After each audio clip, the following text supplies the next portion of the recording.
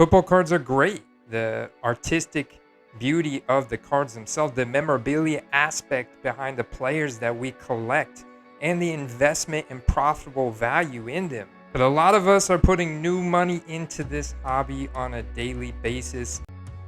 This was me a year ago as a newbie, buying up lots of raw cards off Beckett Marketplace left and right. Every sleeper you can imagine, second year, third year, fourth year cards. A lot of lesser known sets as well of players that I respected and idolized and like to collect.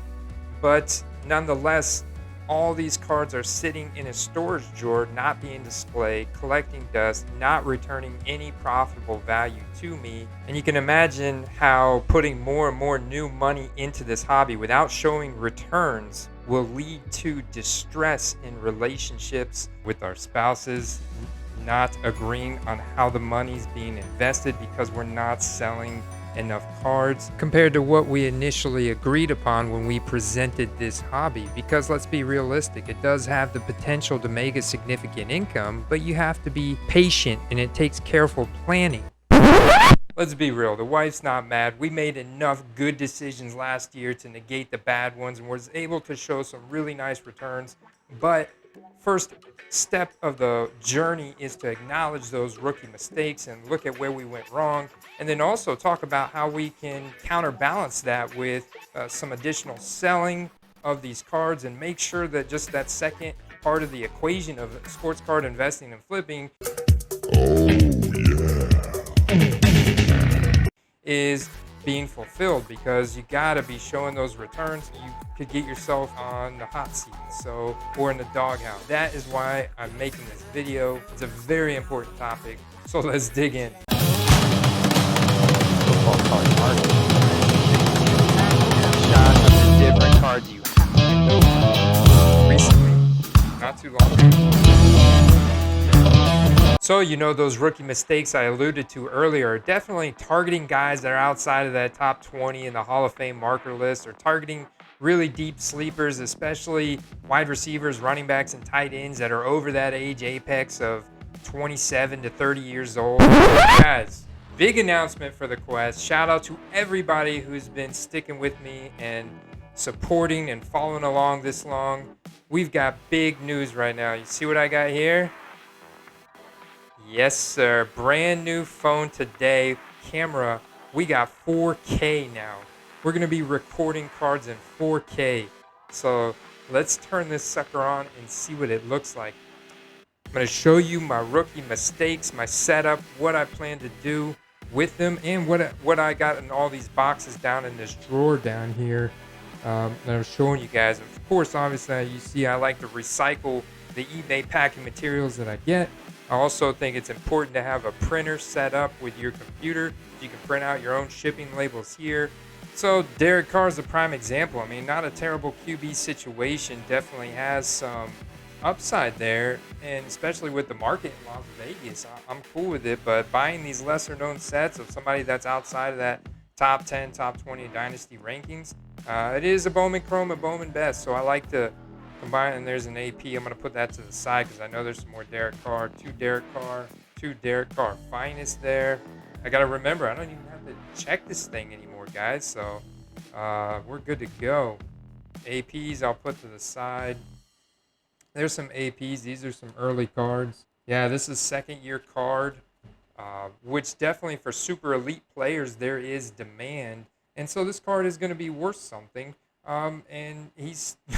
AP's not done yet. He's definitely a lock for the Hall of Fame. So I'm okay, holding these cards. Probably list them on eBay in a lot, but I'll list it high. Like I'll list it, a lot higher than it would sell in an auction right now. And because everything's done from my phone, you guys get a little sneak peek of what I'm looking for there. Talking about PC consolidation, man. That's what I'm looking at. But I'll go to my phone, open up eBay, search for the card that I have in hand, in this case the 2008 Topps Chrome Adrian Peterson. Actually, when you go to the search, I forgot to tell you, one of the things that I'll do first is go to that filter icon there in the top right and make sure I turn on sold items. And you can see recently sold, boom, right there on the top. There's a Topps Chrome $1.99, a single card, right? But now it's not going to be, this card's not going to be worth a tremendous amount right now, but I believe one day it will be. But for me, I'm kind of just, they're sitting around. So like I said, I need to move them. They're just taking up space. They're not doing anything. They're not being displayed. Um, so I go in here and I change the details. I like to use the verbiage investor lot of however many it is, because it is an investor lot. I'm an investor. I'm selling them as an investor.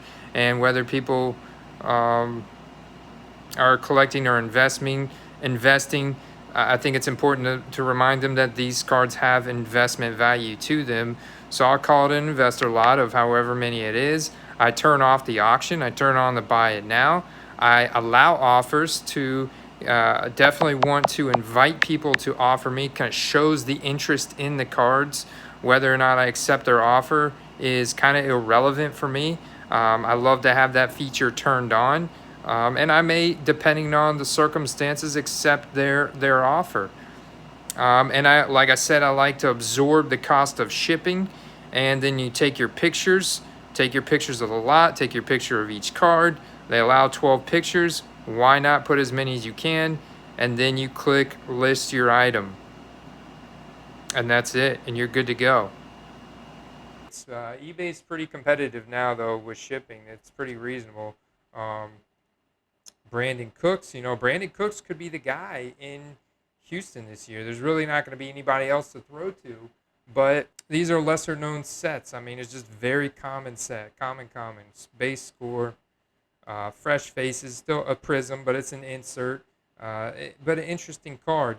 These cards aren't accepted by my favorite online marketplace to sell. That's StarStock. Why is StarStock my favorite platform to sell on? Well, first and foremost, they have a very low fee structure compared to eBay, ComC. Now, of course, you can always sell cards on Instagram, Twitter, Facebook Marketplace.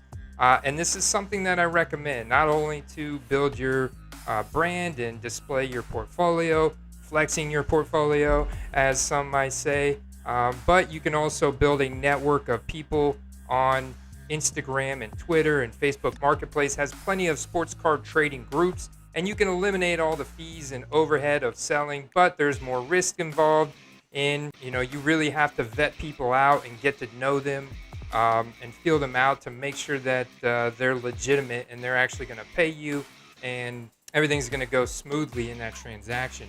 And that's what those groups are good for, because they vet people. Or Instagram, you'll notice the legit posts where people are vetting each other out on Instagram. And that right now is a very good platform that I would say test out and start taking pictures and presenting your cards on there, and put how much you want to sell it for right in the listing. You never know what kind of messages you will get, and then you vet those people out based on their network. But when we look at eBay, I mean, there's a 12.5% transaction fee on the sale of each card right there. You also have to pay the shipping costs. Whenever I'm looking at my PayPal, there is a small fee to take money out of my PayPal into my account. I also noticed that there are small, about 5% transaction fees on monies received from eBay. There's also a hold that eBay will place on that money before they release it to your PayPal, to give the buyer from eBay time to receive and provide feedback on the purchase they made. But StarStock, I mean, they have added a 25-cent fee per raw card. It's still free to list slabs on there, and there's only a 5% transaction fee, and there's no fee to cash out your money.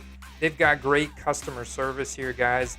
They have been a little bit behind because of the huge influx of investors and flippers wanting to get their products on their platform. They now have over 1 million cards on their platform. I can remember just 6 months ago, it was 250,000. And so I'm still a big advocate of StarStock for good reason, right? Just because of their fee structure, but not only that, their collection tools are now absolutely incredible. Being able to export your data in a CSV format, the filter capabilities of this tool are absolutely incredible. Looking at being able to look at my portfolio here, 6 months, 1 year, So you can see the estimated unrealized return on investment if I were to accept all offers in the system. There's just so many different tools in their database. It's leaps and bounds better than comc.com, but you always have comc.com because they accept any card just like eBay. They're a huge marketplace. A lot of their listings are also automatically listed to their consignment store on eBay, so you get that additional visibility to your card. Their historical sales data is poor to good at best. I'll link a video here. You guys can check out what that's all about. But they have the same thing. They got a vault just like StarStock, and so you can use them. And what you can do is send lots of cards to ComC or lots of cards to StarStock and sell them on there. Very painless. They absorb the ship. They take care of the shipping to the buyers and all that kind of middle work. Whereas eBay is certainly more work, but you can sell on the fly. And if you're consistent with listing 3 to 5 cards a day, you can have all kinds of stuff listed on there.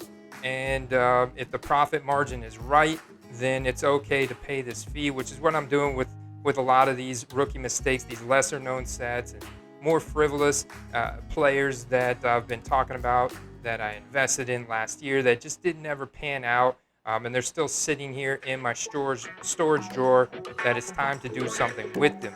Let's pop back over to the card game.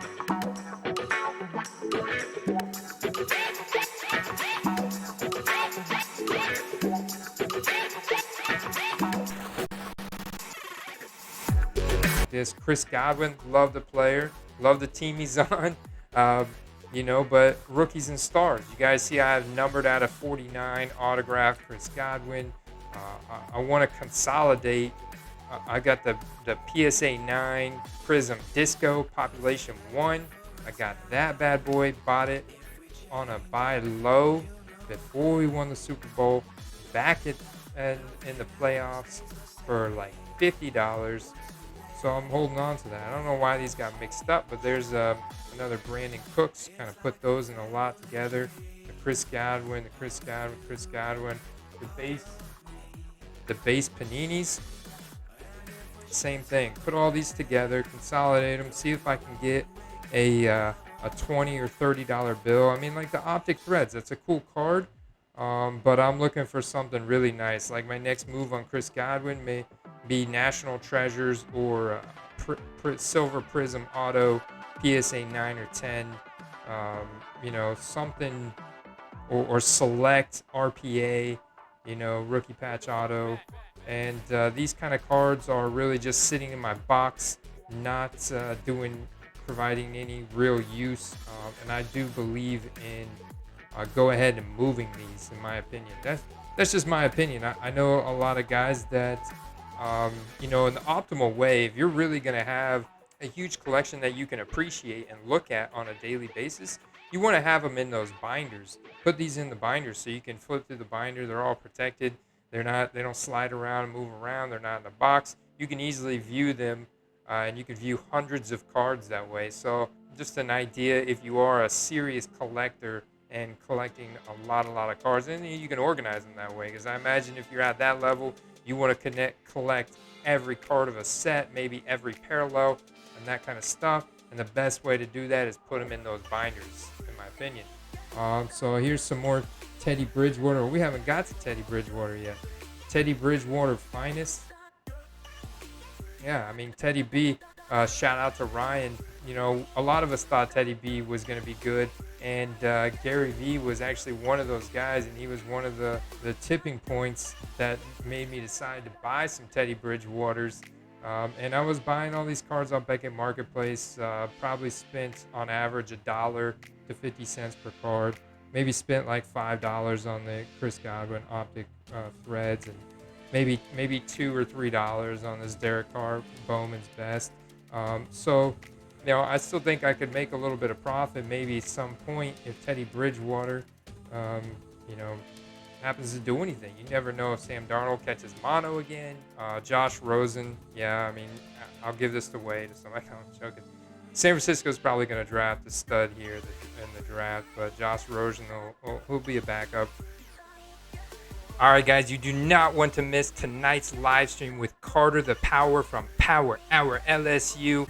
This guy is a college football savant, and he's very good at scouting players. And we're gonna be talking all about who we should be watching for the 2021 football product sets, and who is going to be drafted that's going to create implications for rookie cards of players on their NFL team that they're going to.